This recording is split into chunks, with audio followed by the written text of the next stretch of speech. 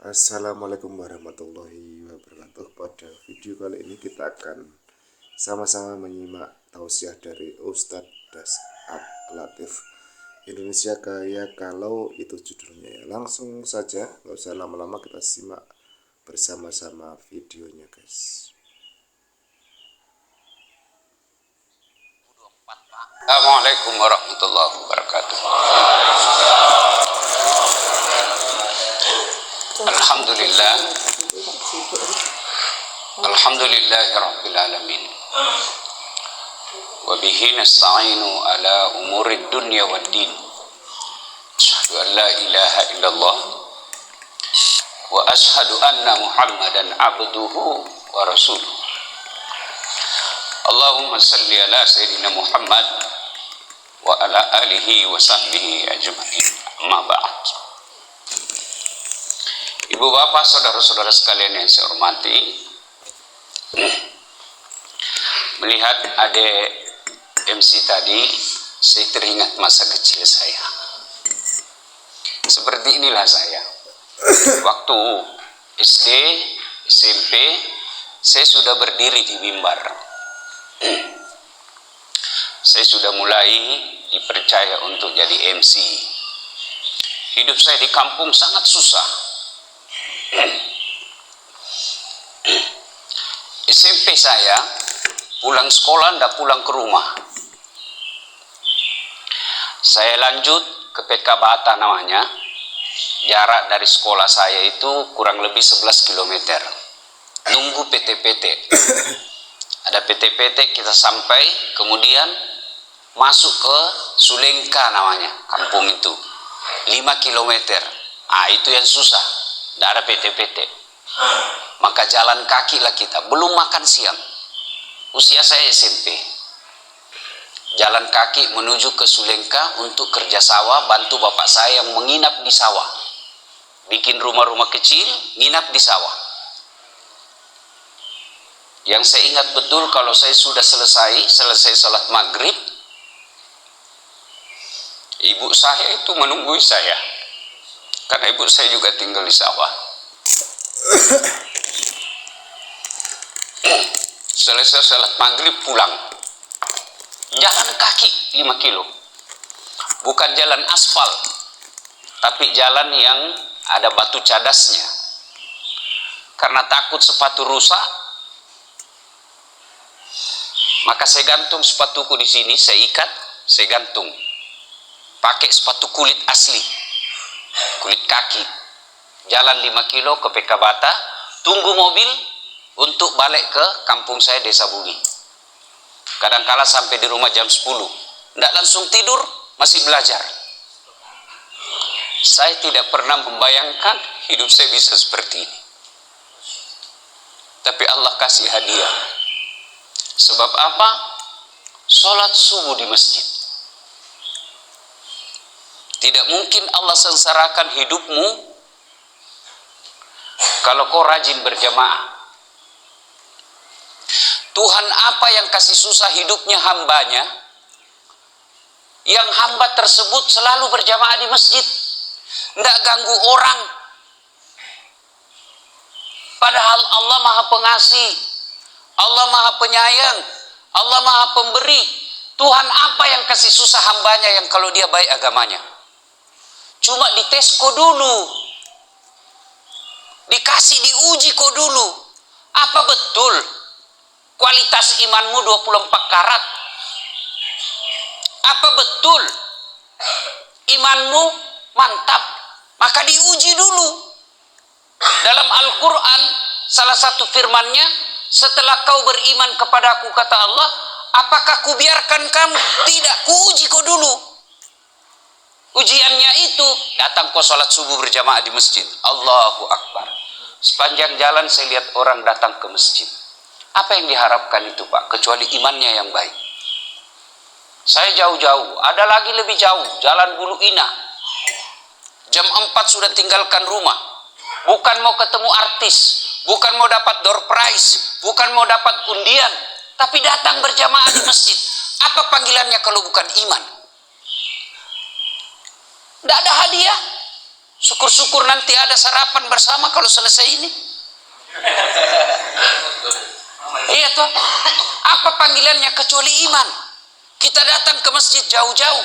Itu bukan akal bicara, tapi apa yang bicara? Iman. Masa si Allah sengsarakan hidupnya orang yang begini? Masa si Allah persulit hidupnya orang seperti ini? Maka Allah akan kasih kau hadiah, tapi tidak cash. Allah uji kamu dulu. Benar enggak imannya ini? Jangan sampai satu kali di satu minggu. Jangan sampai hanya karena ada Ustadz Das'ad. Tapi karena Allah ingin uji imanmu, setelah lulus, maqamam mahmuda, wakai derajatmu. Oh bagus bitawa ini, lulus.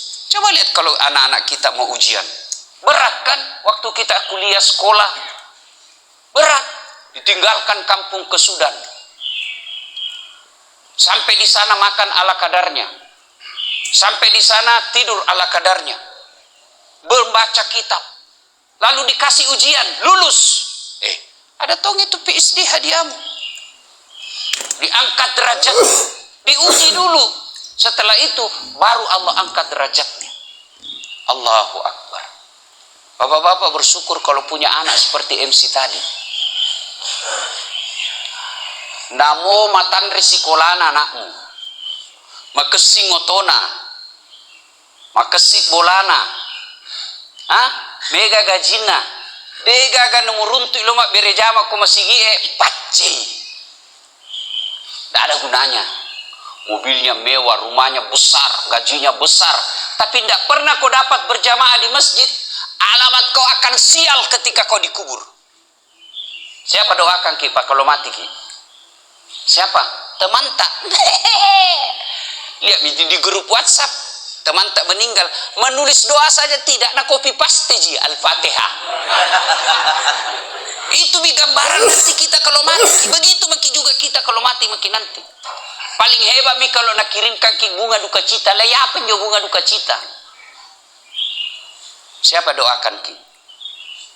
Anak. Syukur ki. Setiap selesai sholat anak tak dari lisannya keluar Allahumma gfirli wali walidayya warhamhuma kama rabbayani saghira. Syukur sekali mak itu. Tapi kapan tidak pernah kita lihat anak tak datang di masjid? Alamat sial maki itu biaya ya anak tak. Dikasih sekolah mahal, kasih ke luar negeri, dijualkan tanah, pulangi tidak pernah datang di masjid. Cilaka orang tua yang begitu. Biar mi anak tak tidak gagah, tidak muka seperti artis, tidak populer seperti artis. Tapi 5 waktu ada di masjid. Kaya maki itu pak. Tidak sia-sia maki kita. Sekolahkan, jualkan sawah. Berkeringat tiap hari untuk cari nafkah. Sekolahkan anak. Insya Allah akhlaknya baik. Ibadahnya bagus. Kaya maki itu. Mana mamo tena bupati. Mana mamo tena macale. Mau dekat miring caleg lagi nih? Kentara itu caleg. Kalau ada di warung kopi tidak dikenal senyum-senyum juga. Caleg itu ya. Tapi saya pesan pak, jangan termakan hasutan yang menyesatkan. Ustadz, ulama, tidak usah berpolitik. Salah itu pak. Jangan mau urus politik. Urus kantormu baik-baik. Jangan mau ke politik, coba itu pentingnya politik pak. Bapak tidak mau urus politik. Bapak sebagai kebun, pengusaha, banyak kelapanya, banyak mangganya, pokoknya perkebunannya sukses. Bapak bilang tidak usah urus politik, kerja mau ke itu kebunmu. Dari jam 7 pergi di kebun, 4:30 baru pulang, tiap hari itu. Malam dia baca lagi bagaimana supaya perkebunan sukses. Tiap hari begitu. Tidak mau urus politik. Akhirnya panen. Impor buah. Buah dari luar negeri. Lebih murah. Tidak laku buah tak. Setengah mati diurus. Buah bapak tidak laku. Itu karena apa? Kebijakan politik. Jangan salah. Jaki bilang jangan urus politik. Umat Islam harus tahu politik dan berpolitik. Kenapa? Dengan politik kita punya kekuasaan. Dengan kekuasaan kita bikin kebijakan. Dengan kebijakan kita bisa atur kita punya negara. Bayarkan Pak, kita ini 80% lebih umat Islam di Indonesia. Tapi ketika ada ulama berbicara tegas, langsung dibilang intoleran. Intoleran itu namanya amar ma'ruf nahi mungkar. Tapi kita takut bicara itu Pak. Kenapa? Karena kita tidak kuasai politik. Maka 2024 kesempatan kita memilih orang-orang baik. Jangki gara-gara 300.000. Ada itu di Parepare kuliah. Diusir rumahnya, diangkaki. Kenapa? Belasan tahun di tanahnya orang, tinggal gratis. Tiba-tiba ada orang kasih 300.000, yang kasih 300.000, nah pilih, nah lupa ini tanah gratis kok tempati, diusir, cindak kok. Kalau Bapak mau berpolitik minimal, sampaikan kepada sahabat, sampaikan kepada teman, sampaikan kepada keluarga di kampung. Jangan kok gara-gara uang 300.000, orang jahat kau pilih. Ini saatnya 2024 Pak, kita memilih pemimpin. Bayangkan Pak, akan datang nanti insya Allah mobil itu sudah mobil listrik. Dan Bapak tahu sumber pembuatan mobil listrik ada 4, 3 di Indonesia. 3 di Indonesia Pak, begitu kayanya ini Indonesia. Salah satu diantaranya nikel. Dan semua ada di Indonesia. Saya baru-baru pulang di Taiwan. Adik-adik, kau tahu di Taiwan? Hah? Kau tahu Ji? Antang belok kiri lagi. Wah, datang ceramah Pak, Masya Allah Ustaz. Di sana putih-putih orang semua. Tapi susah cari orang berjenggot. Tidak ada orang kumis laki-laki Pak. Ku bilang sama itu timku, kalau dapat kau laki-laki berkumis ku kasih kau hadiah. Tidak digapo Pak. Masya Allah. Tabligh akbar saya di sana. Saya bilang, andai saja negara kita diurus dengan baik, tidak ada bangsa Indonesia pergi cari nafkah sampai ke Taiwan. Tidak ada perempuan-perempuan muslimah Indonesia yang pergi cari nafkah dan jadi pembantu, menjadi penjaga anak di sana. Kalau negara kita diurus dengan baik. Maka saatnya 2024, pilih pemimpin yang baik.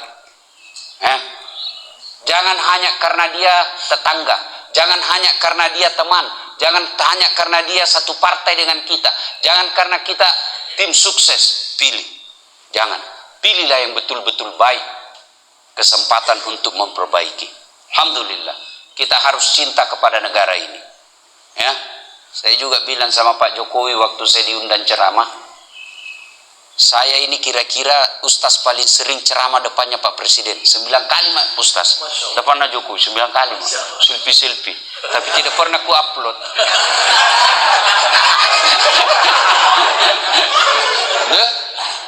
Saya bilang sama di depan Presiden, tidak ada rasanya negara seperti negara kita. Di Malaysia Pak, Bapak mau ceramah, biar alumni Sudan kalau tidak dapat permit izin dari kerajaan, tidak mungkin Bapak bisa ceramah. Mau bangun masjid, biar banyak uangmu, tidak mungkin kau bangun masjid kalau tidak ada izin dari kerajaan. Coba kalau kita di sini, artis hijrah, baru 2 bulan belajar agama, banyak kafir-kafir lagi Pak.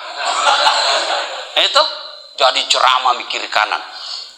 Mau bangun pesantren di Malaysia, di Saudi, tidak mungkin kau bisa bikin pesantren tanpa izin dari kerajaan.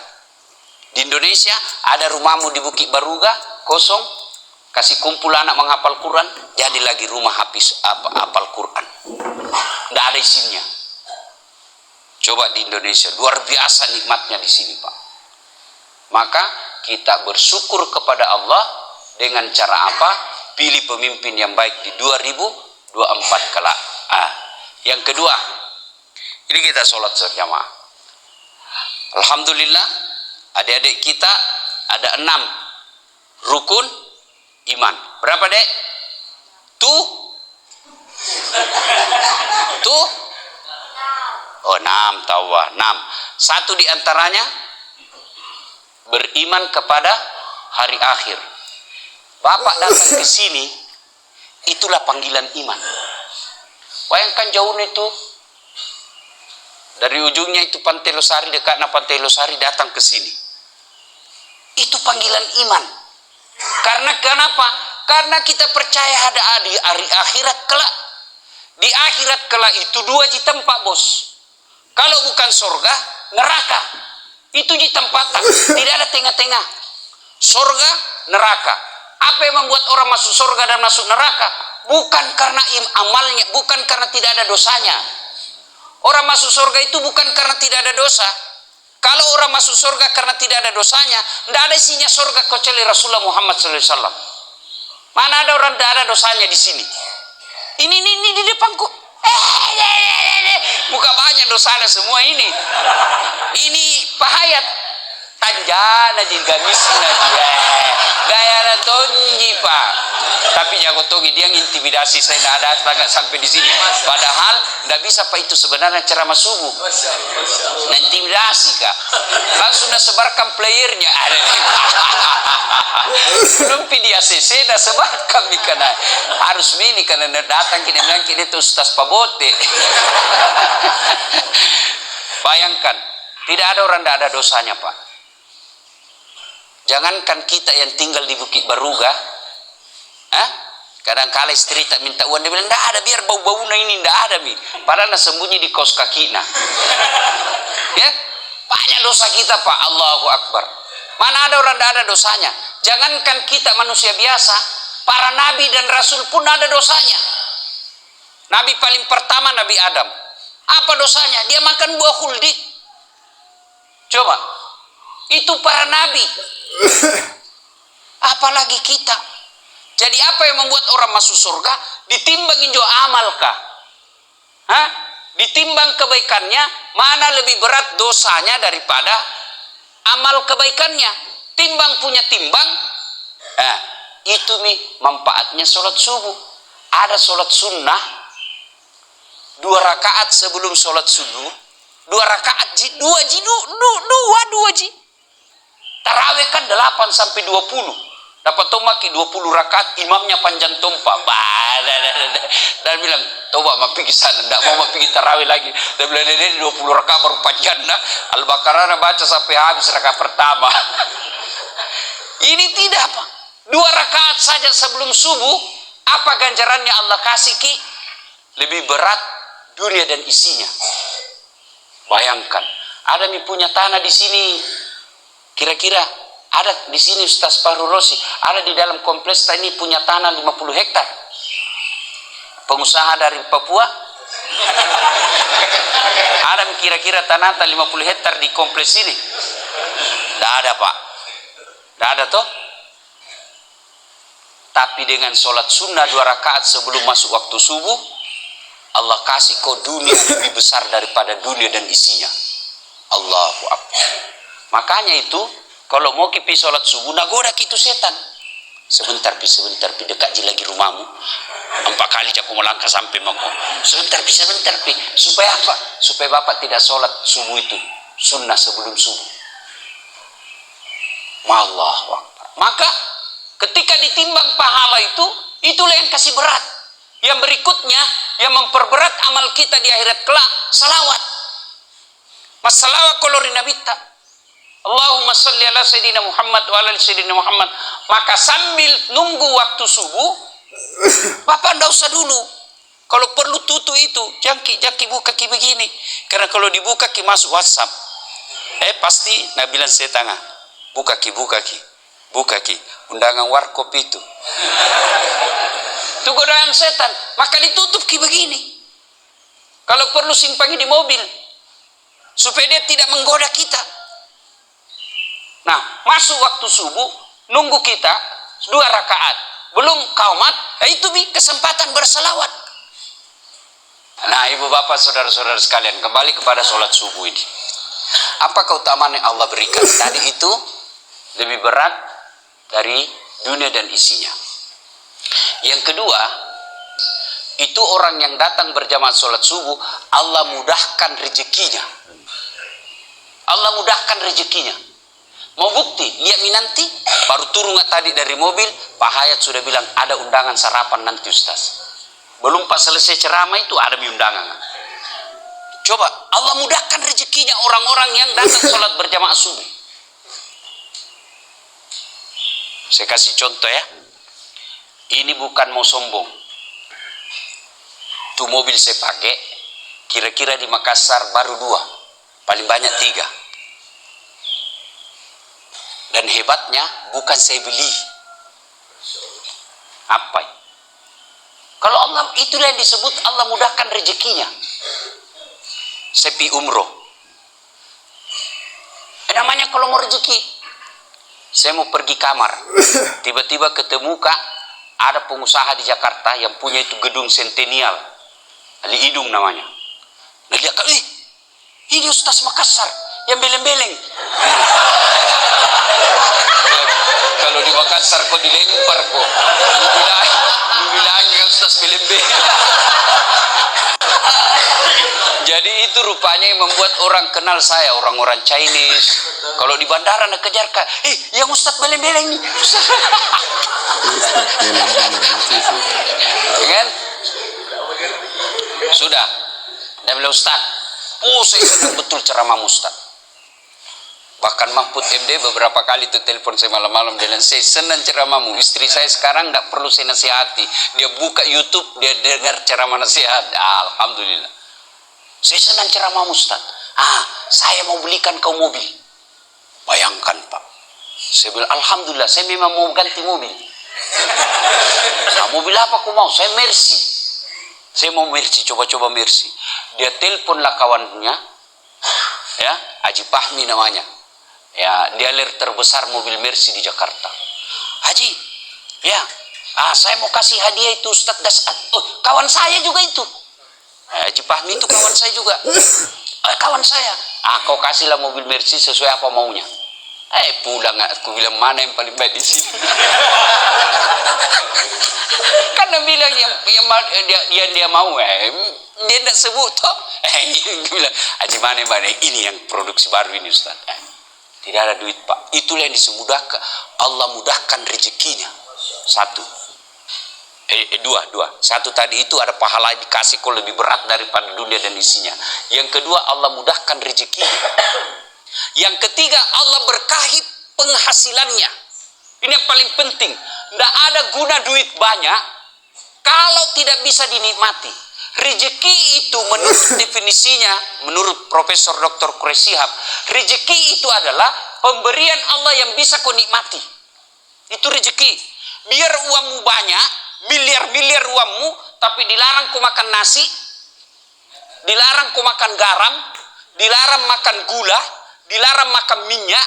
Apa yang bisa nak kasih ke dokter? Nak bilang ubi rebus yang warna ungu.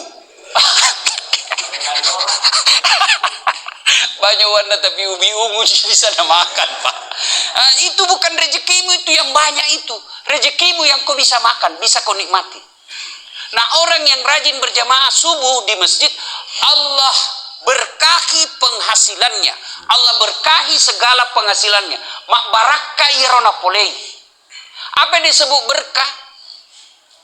Berkah itu kita lihat, tidak kaya itu.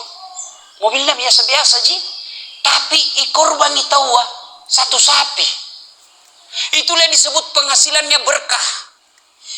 Tidak kaya itu orang, pulang bisa di umroh. Nah, ini yang agak susah. Promosi umroh kedua Kak di sini Pak Hayat. Yang mana mi dipromosikan ini Pak Hayat? Kak saya tahu sih ceramah kita tidak ada toh. Kita tidak biasa-biasa penghasilannya. Tapi tahu.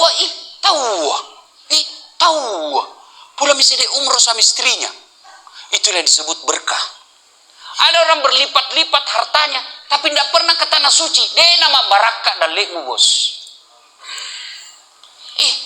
Tahu disebut bisa di namanya disumbangan. Itu yang disebut berkah, padahal tidak besar. Kita lihat rumahnya sederhana, tapi setiap ada sumbangan amal pasti ada di situ. Itu yang disebut berkah penghasilannya.